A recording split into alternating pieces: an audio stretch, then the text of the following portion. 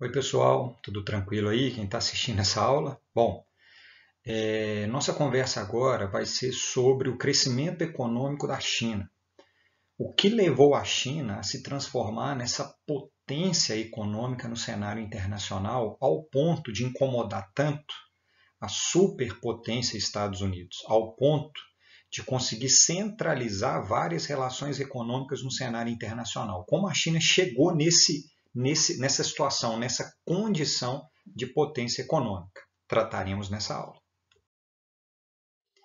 As mudanças profundas na China começam com o governo de Deng Xiaoping, tá? A foto dele lá no alto, vocês estão vendo Deng Xiaoping.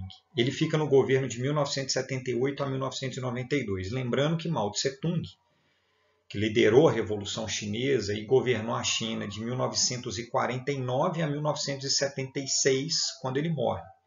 Existe uma disputa interna dentro do Partido Comunista Chinês, com a morte de Mao Tse-tung, por isso Deng Xiaoping, que era o secretário-geral do partido e quem deveria assumir o governo automaticamente, ele demora um pouco, existe um intervalo de quase 2 anos entre a morte de Mao Tse-tung e o Deng Xiaoping assumir o governo. Isso é feito no ano de 1992, 1978, e ele fica no governo até 1992. Ele teve participação fundamental e direta com as suas políticas de modificação das questões econômicas da China pós-maoísmo, pós-Mao Tse-tung. O que ele fez foi fundamental para a China apresentar esse rápido crescimento econômico e se transformar nessa grande potência mundial. Ele introduziu o que ficou conhecido, está escrito aqui no slide, eu marco para vocês, o que ficou conhecido como a Segunda Revolução. A primeira revolução, Mao Tse-tung, Partido Comunista Chinês, implementa o socialismo expulsando o Kuomintang, o Partido Nacionalista da burguesia chinesa do país. Essa turma toda foge para Taiwan, uma ilha, que a gente vai falar sobre ela hoje ainda, e quem assume o governo é o Partido Comunista fazendo a Revolução Chinesa. E o Deng Xiaoping, o governo dele é chamado de Segunda Revolução. O que ele cria no país? Ele cria a famosíssima economia de mercado socialista.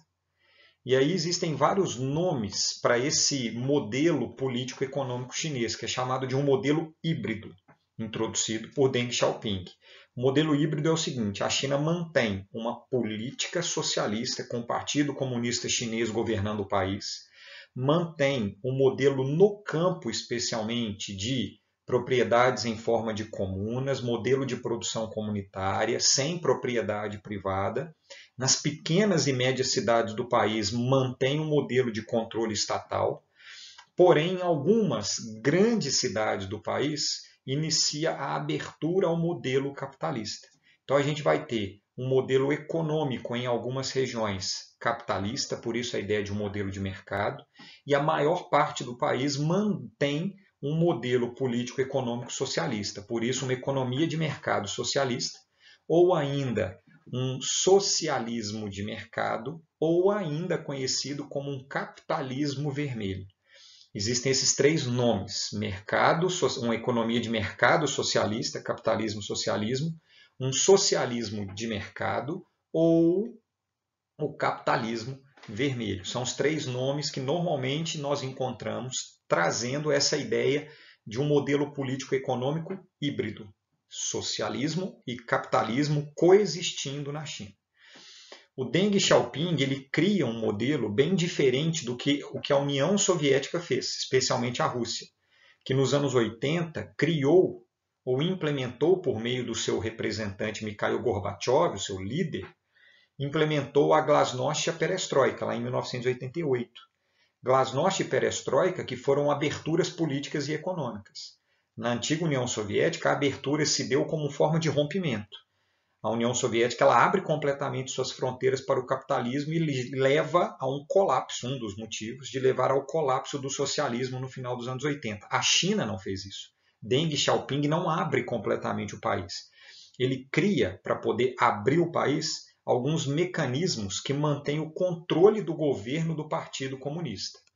Ele promove algumas reformas na agricultura, ampliando a modernização, na indústria, no comércio, investindo em ciência e tecnologia. ele tenta resgatar aquilo que a Revolução Cultural Chinesa havia destruído. Em 1966, Mao Tse-tung implementa a Revolução Cultural, perseguindo professores, estudantes, fechando universidades, fechando escolas, fechando bibliotecas, desintelectualizando a população. O Deng Xiaoping fala, a gente tem que romper com esse processo e qualificar a população, investindo em ciência e tecnologia, reabrindo as universidades, melhorando a infraestrutura das escolas e das universidades no país para poder qualificar a população, primeiro alfabetizar e depois qualificar, buscando um crescimento econômico a médio e longo prazo, ou seja, pensando no final do século XX e início do século XXI, já que esse processo começa no final da década de 70. Então, o processo de qualificação e intelectualização de parte da população chinesa era um processo para 20, 30 anos, para pelo menos uma geração. É o que acontece de fato. Se a gente pegar a China no final do século XX e agora nas 2 primeiras décadas do século XXI, a China tem importantíssimas universidades no cenário mundial, importantes empresas chinesas que incorporam essa mão de obra extremamente qualificada, investindo nessa população de origem universitária, e é um dos países hoje com maior registro de patentes no mundo, ou seja, tem propriedade sobre tecnologia e conhecimento, com as indústrias chinesas disputando em termos tecnológicos com grandes indústrias mundiais, fruto do que foi feito no final dos anos 70 e ao longo dos anos 80. Só que ele, além de fazer isso, criar essas bases demográficas e econômicas, investindo na indústria, na agricultura, modernizando, desenvolvendo tecnologia, qualificando e reintelectualizando a população, ele faz uma abertura ao modelo capitalista bastante controlada, diferente da União Soviética, como eu falei.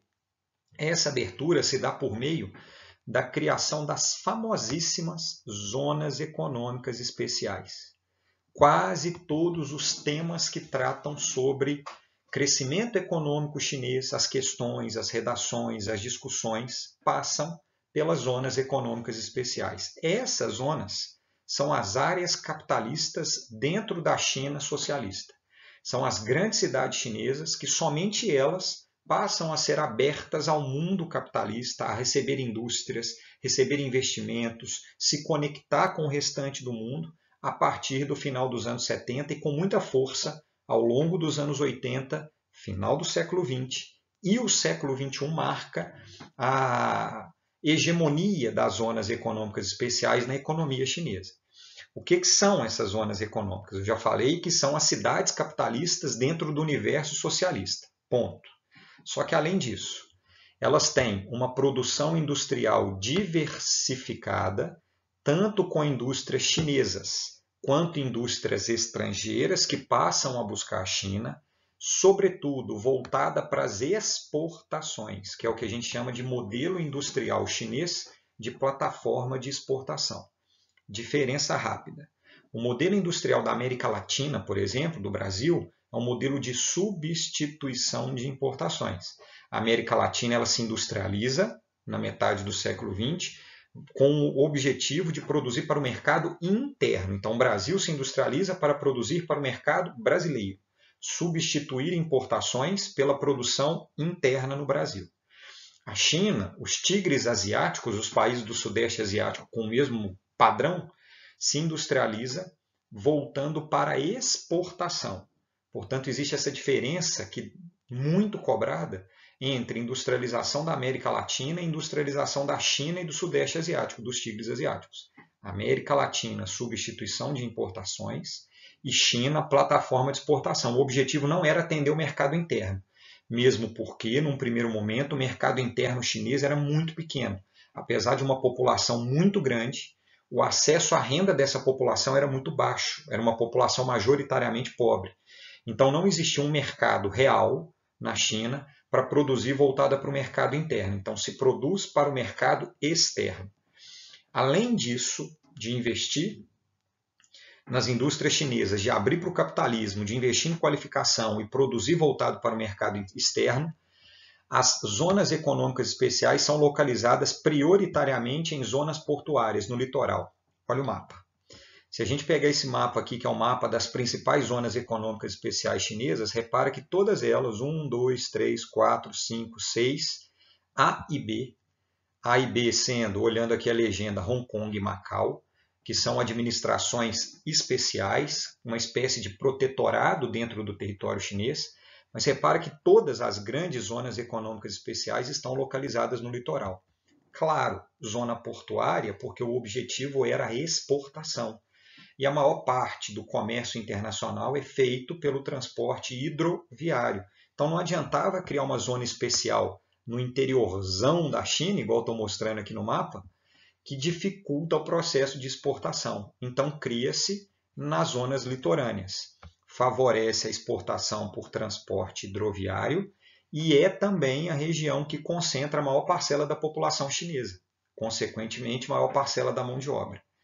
Infraestrutura, grande investimento em infraestrutura de ferrovias, de rodovias e especialmente de portos para favorecer essa circulação de mercadorias e que permitem esses investimentos a entrada do capital financeiro, de investimento estrangeiro na China, mão de obra barata e abundante, e aí é importante a gente chamar a atenção, a mão de obra abundante está relacionada à quantidade de pessoas, e barata é porque até esse momento, até o início do século XXI, na verdade, a China não tem lei trabalhista.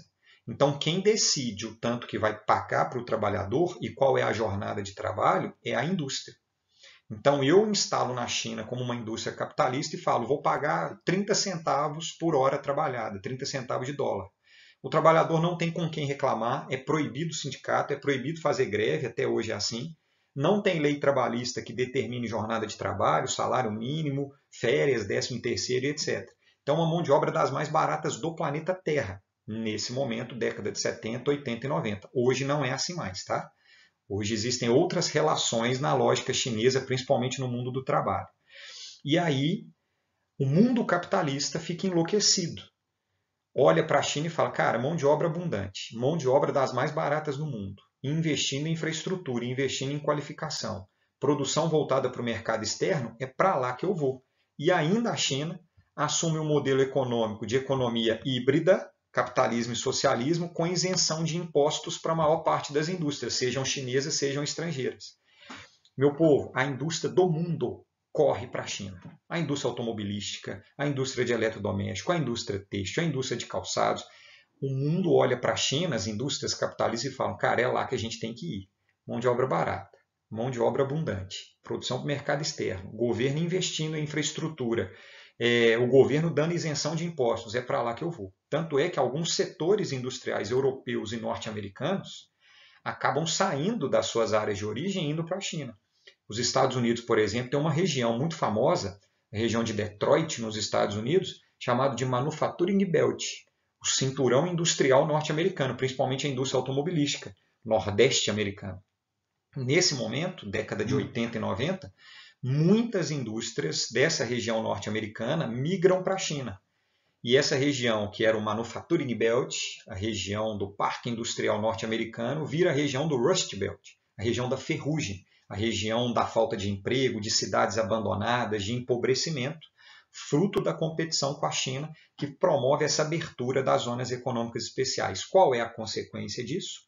O PIB chinês começa a disparar e apresentar os mais altos crescimentos do mundo, principalmente a partir da década de 80 e década de 90, quando inicia a globalização, a concorrência global, e a China está nesse cenário de abertura econômica e de atração de investimentos. E aí a gente consegue identificar essa lógica do PIB chinês por meio desse gráfico. Olha que legal, que faz com que, acumulado durante os últimos 40 anos especialmente, o crescimento chinês transforme a China nessa grande potência econômica. Olha o que vai acontecer.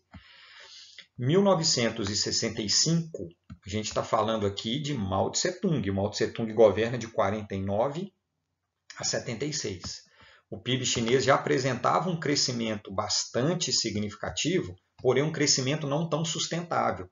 Quem assistiu a aula sobre Mao Tse-tung, o vídeo sobre Mao Tse-tung, viu que ele obrigava a população a produzir para o governo e a doar o que tinha para o governo para garantir crescimento industrial.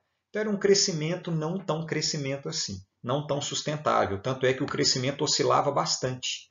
Crescia, depois tinha uma queda no PIB, depois voltava a crescer, e aí o Mao Tse-tung morre em 1976, mais ou menos, fazendo uma linha aqui bem mais ou menos nessa referência aqui do gráfico, o PIB chinês em queda, inclusive com crescimento negativo nesse momento. A partir do final da década de 70, 78, quem assume o governo é Deng Xiaoping, e aí ele inicia uma sequência de reformas, que eu acabei de falar, com abertura ao capitalismo, um controle muito grande do governo e um modelo político-econômico híbrido. A partir desse momento, pessoal, a China mantém uma média de crescimento econômico em torno de 10% ao ano. Desde 1980 para cá, a China mantém uma média de 10% ao ano, com algumas oscilações, mas na média ela está por aí. 10 ou um pouquinho mais do que isso. Nenhum país do mundo conseguiu manter um padrão e uma média de crescimento do PIB tão alto quanto a China durante tanto tempo quanto a China. Isso nunca existiu. Tá? E a previsão para o ano de 2020, esse ano de pandemia, que, por exemplo, o Reino Unido está com uma previsão de queda de quase 30%, menos 30% no PIB, o Brasil também com queda, Estados Unidos, a China com previsão de crescimento acima da média mundial. Repara que várias instituições, FMI, OECD, que é a OCDE, Fitch Rating, PwC, Banco Mundial, todo mundo falando de crescimento econômico na casa dos 6%. Enquanto o mundo está em queda de produção econômica, de PIB, produção industrial, geração de emprego, a China mantém sempre acima desse modelo. Isso se deve a uma série de ações do governo chinês em relação à pandemia especialmente, e a China é considerada desde a década de 90 a grande fábrica global. Você pode pegar quase tudo que a gente consome, meu povo, ou é produzido na China, ou é montado na China, ou é parcialmente feito na China. Quase tudo. Do produto têxtil ao produto de tecnologia, como esse que eu estou usando aqui para gravar a aula, como que você está usando para assistir a aula, como os automóveis, quase tudo vem da China, integralmente ou parcialmente. Da geração de energia, a panela que você usa para cozinhar, alguma coisa da China vai ter ali. A China passou a ser conhecida então como a fábrica global.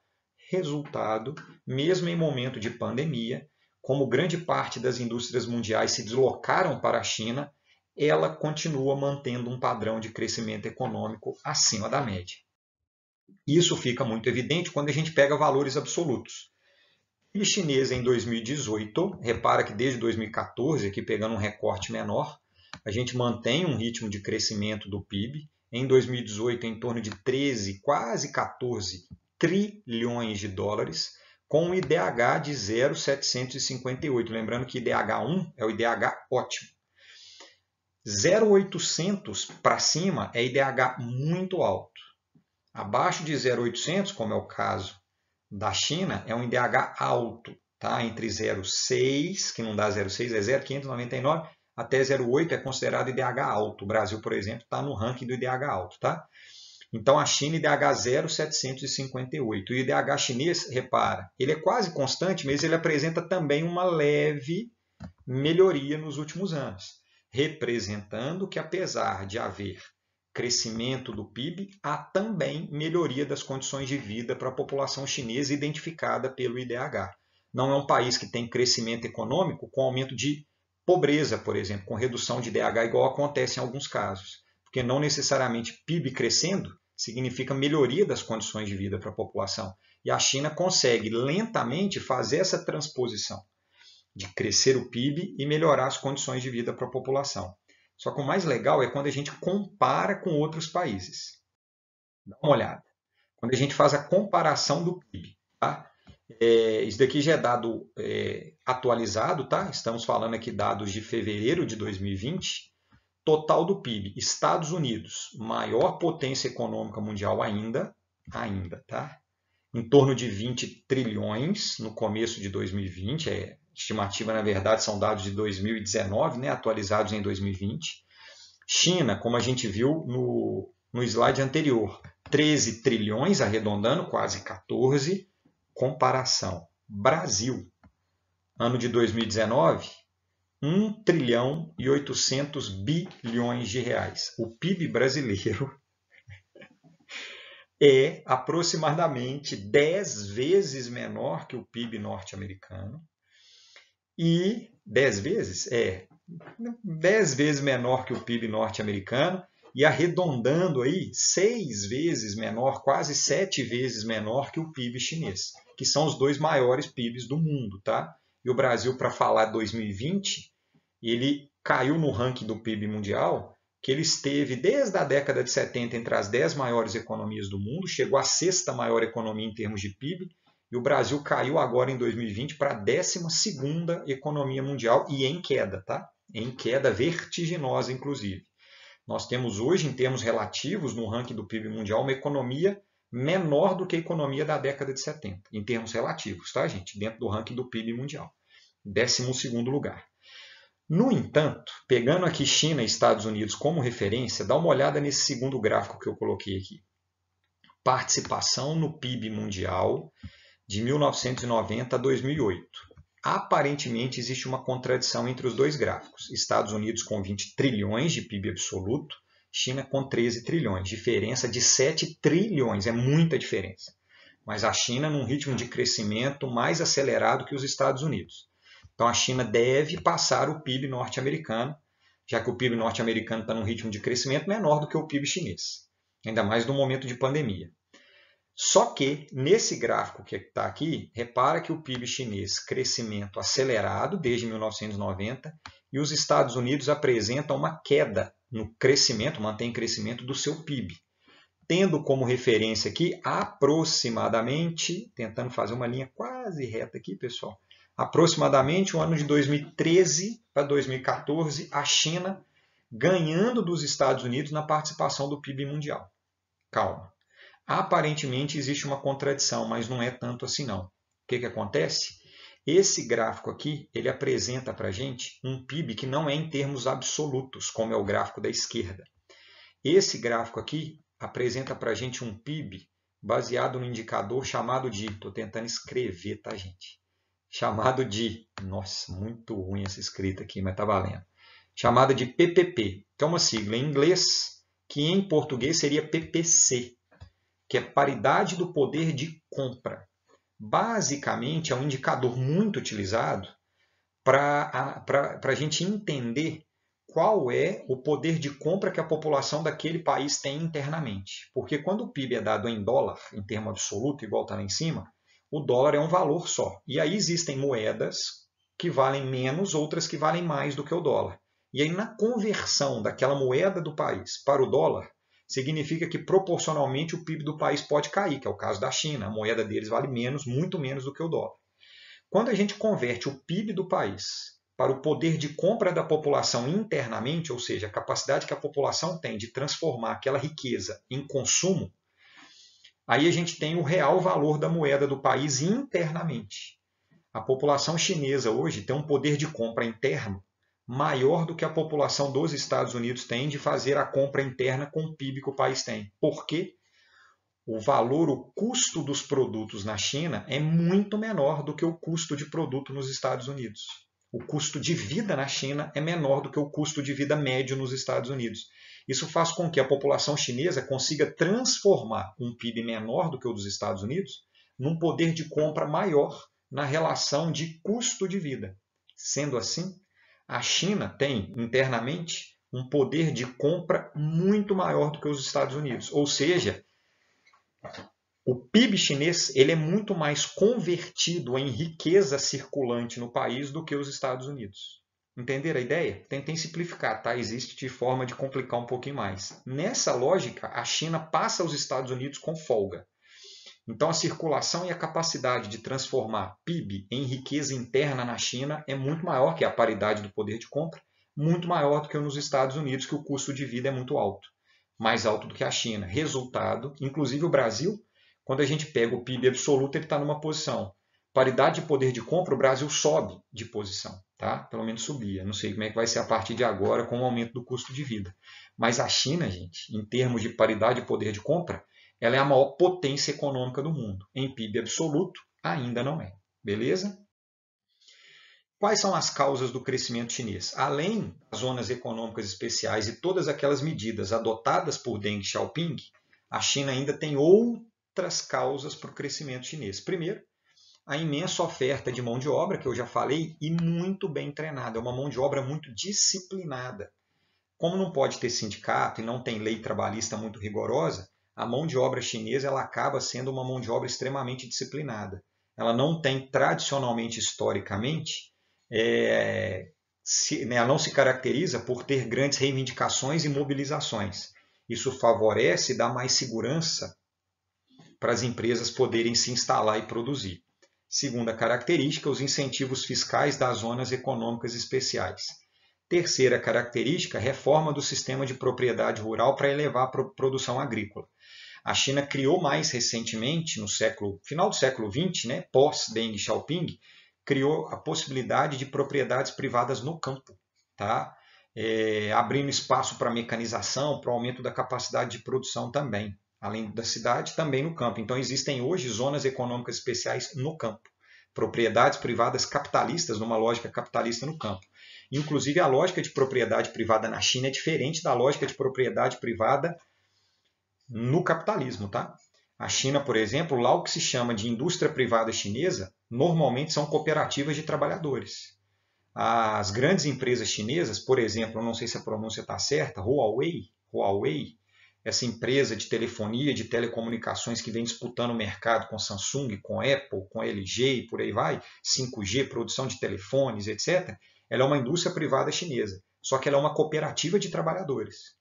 Existem assembleias dos trabalhadores para definir as diretrizes da empresa. Existe um presidente, existem os executivos, todos chineses, mas a participação dos trabalhadores é direta, porque é uma empresa em forma de cooperativa. Isso é uma propriedade privada na China. Tá? A lógica da propriedade privada deles é muito diferente da lógica da propriedade privada no mundo capitalista. Fomento ao ensino, principalmente superior, para viabilizar, num primeiro estágio, a absorção e, no segundo estágio, o desenvolvimento de tecnologia e o desenvolvimento tecnológico. E aí, quando a gente pensa nessa lógica, muita gente fala, Bruno, mas a China ainda ganha porque o salário da China é muito barato, a população chinesa, a mão de obra é barata. Gente, vamos acabar com esse mito agora. Olha a média do salário da população. Repara o seguinte, isso é média salarial, tá? Em 2005, a média de salário do Brasil ela era maior do que a da China. Esse valor que está aqui, 2,04, é dólar por hora trabalhada. Então, aqui no Brasil, a gente tinha um valor perto de 2,50 dólares a hora trabalhada, enquanto na China é em torno de 2,20 dólares a hora trabalhada, lá em 2005. Se a gente pegar isso nos anos 80 e 90, a diferença era muito grande, porque o salário médio da China era menor do que $1 a hora trabalhada. Em 2016, se a gente pegar 2020, a diferença é muito maior. Em 2016, o salário do brasileiro médio, salário médio por hora trabalhada, por jornada trabalhada, ele caiu para em torno de $1,50 a hora trabalhada, na média. E na população chinesa, o valor em 2016 chegou em torno de $3,60. O salário mínimo chinês é em torno de $1.250. Aqui no Brasil, a gente tem um salário mínimo de R$1.000, com um dólar a R$6, um dólar, a gente tem um salário mínimo no Brasil hoje aí em torno de 150, um pouquinho mais, 150 a $200. Na China, $1.250. Por que eu estou falando isso? Porque é muito comum muita gente falar na televisão, por exemplo, porque a China ganha o mercado global porque a mão de obra dela é barata, então a gente tem que baratear a mão de obra brasileira para competir com a China. A mão de obra brasileira hoje ela é muito mais barata, ela é mais do que a metade, menos do que a metade do valor médio da mão de obra chinesa por hora trabalhada. Então não é o custo da mão de obra que faz com que o Brasil perca concorrência para a China. Eu acho que vocês estão entendendo isso. Tem investimento governamental, tem investimento privado, tem investimento em indústria, tem melhoria da educação, tem investimento em tecnologia, tem absorção dessa mão de obra. Isso conta muito mais do que o valor da mão de obra. E aí, a China tem apresentado alguns problemas e algumas dificuldades, apesar desse cenário todo de crescimento. Uma grande dificuldade da China é relacionada à composição demográfica. O Mao Tse-tung criou a lei do filho único na China, para tentar conter o crescimento demográfico.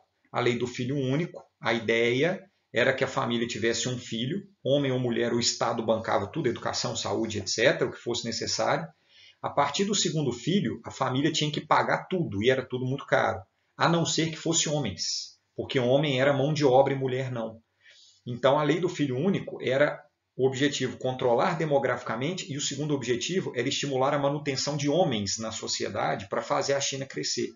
Era muito comum na década de 70, 80, o infanticídio, famílias matarem mulheres ou não mostrarem para o governo que nasceram mulheres para evitar o governo tomar essas crianças, colocar em orfanatos ou produzir um infanticídio.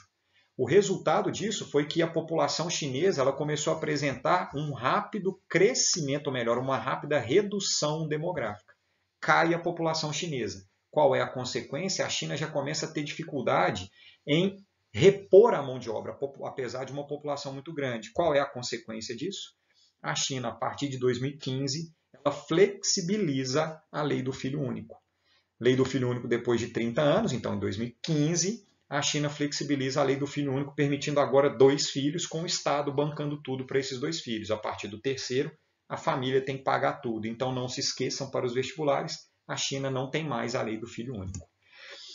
E aí, ao longo da história, com todos os investimentos e com a disponibilidade de mão de obra, a China passa cada vez mais a ser responsável por exportações e por abastecer o mercado mundial. Então ela tem mão de obra, flexibiliza a lei do filho único, investe na população, melhora os salários, melhora a infraestrutura, vira a fábrica global, sendo a grande exportadora de produto manufaturado no cenário internacional. Crescimento econômico. No entanto, o cenário geopolítico chinês ele é um cenário bastante instável.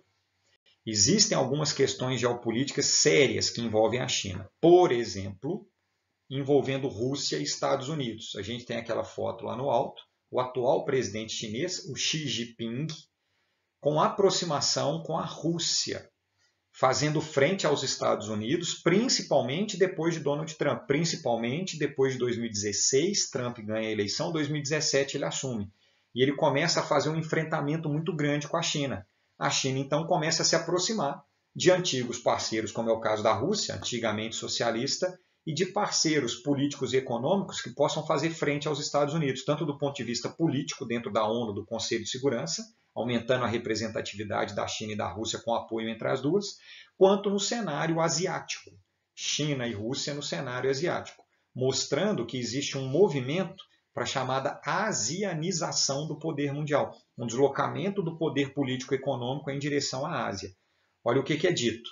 Estamos prontos para ir de mãos dadas com vocês, disse o líder russo, que destacou a visão comum entre os dois países sobre as tensões na Península Coreana, apoiando a Coreia do Norte, sobre a crise da Venezuela, apoiando Nicolás Maduro, e sobre o conflito na Síria, apoiando Assad.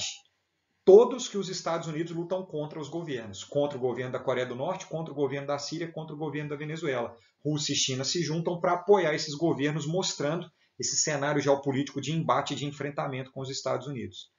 Um outro exemplo está aqui, apaziguando, amenizando algumas tensões com a Índia, também uma potência regional. Índia reconhece o Tibete como território chinês, China que invadiu o Tibete na década de 50, que era um território da Índia e a China invade, e a Índia passa a reconhecer, a gente está falando aqui já de 2003, Índia, 2 pontos. Interesse no apoio chinês para ingressar no Conselho de Segurança da ONU como membro permanente. Cria-se, então, uma unidade regional política. China, ampliação da presença regional como liderança política e econômica. Claro, regionalmente ela ganha apoio de importantes países no cenário regional e global, Rússia e Índia, fazendo frente sempre com os Estados Unidos, buscando essa hegemonia mundial que ela vai alcançar. E existem áreas de tensão, por exemplo, China-Taiwan. Eu já falei em outros momentos isso.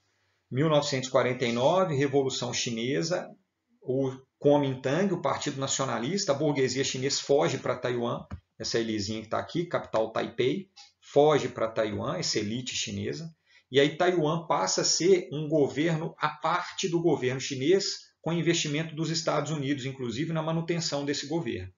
A ONU, por exemplo, ela não reconhece Taiwan como um Estado independente. A ONU reconhece Taiwan como um Estado pertencente à China.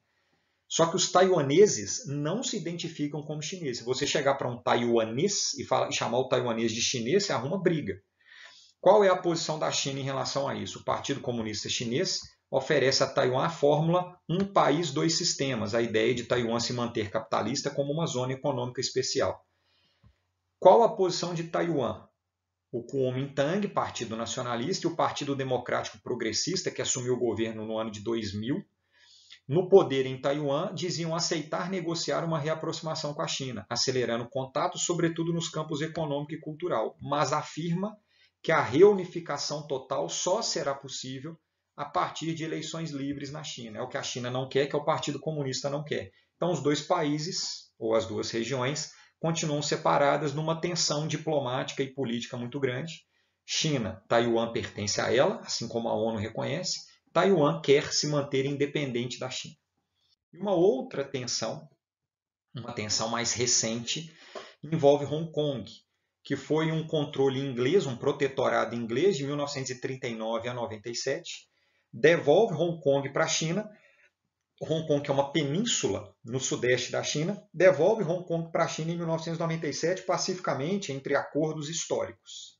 A região passa a adotar uma intervenção do governo sobre a economia. Hong Kong passa a ser considerada uma zona econômica especial chinesa a partir de 97.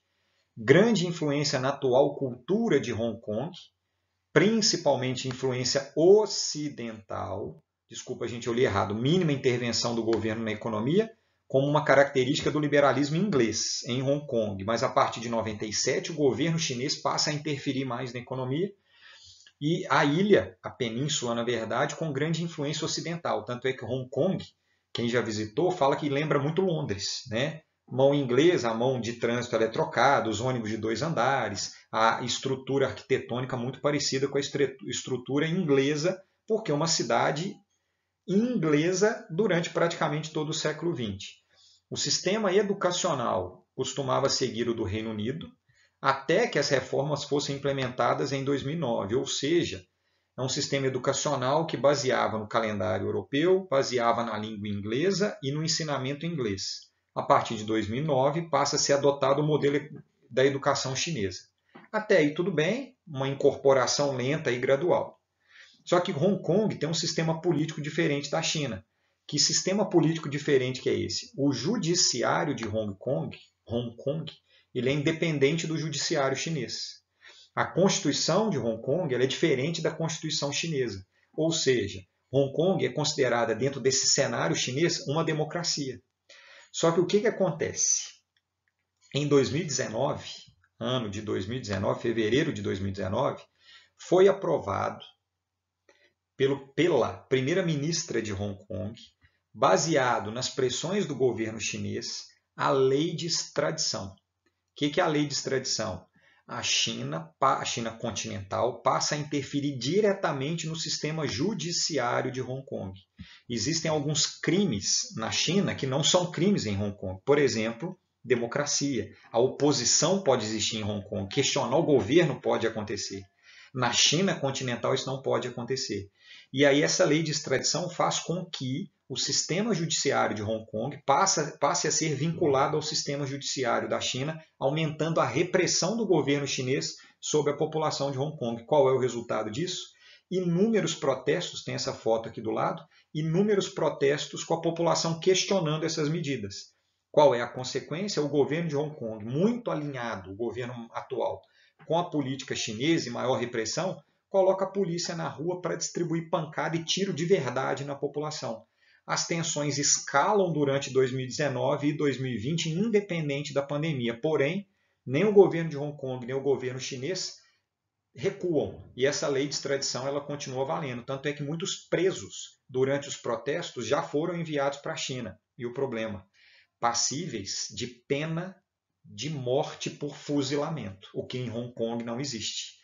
Resultado, a população de Hong Kong agora vive sob o modelo de repressão política chinês continental que existe desde os anos 40 e 50. Beleza? Aguardemos cenas dos próximos capítulos. Abraço, pessoal!